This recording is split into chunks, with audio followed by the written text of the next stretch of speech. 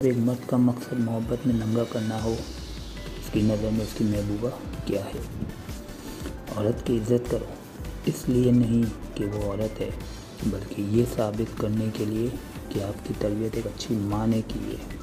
औरत को अगर यकीन हो जाए कि आपसे इसकी इज़्ज़त महफूज है तो वो अपनी जान भी दे सकती है। सिर्फ निकाह में ही मोहब्बत मानने वाली लड़की हो, मर्द निकाह करेगा तो उससे ही मोहब्बत में, इसके अलावा वो जितने भी दावे कर ले सब झूठे हैं।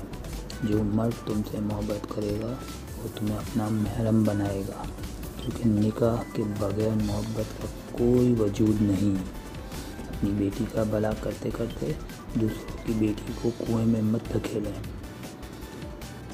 क्योंकि ये कोशिश करने से आपको तकलीफ़ होगी।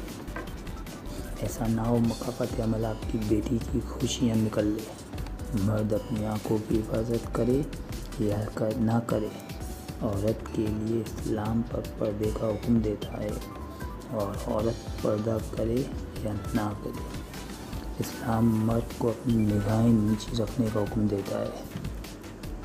इस्लाम जो हुक्म देता है इसमें मैं और वो का बहाना नहीं चलता। बहुत अफसोस की बात है कि हम ऐसे माशरे में रहते हैं जहाँ एक दूसरे की तवज्जो हासिल करने के लिए एक दूसरे को इग्नोर करना पड़ता है। मर्द और औरत कभी दोस्त बन ही नहीं सकते।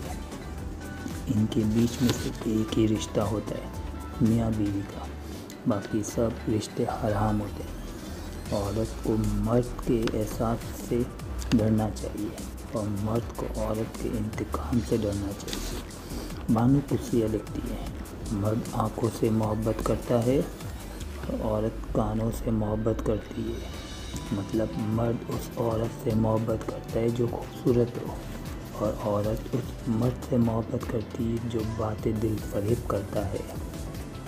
जिस मर्द की नज़र में मोहब्बत लिबास उतारने का नाम होता है, इसकी नज़र में इसकी महबूबा और तवाइफ में कोई फ़र्क नहीं। इज्जत पहली सीढ़ी है, मोहब्बत दूसरी सीढ़ी है।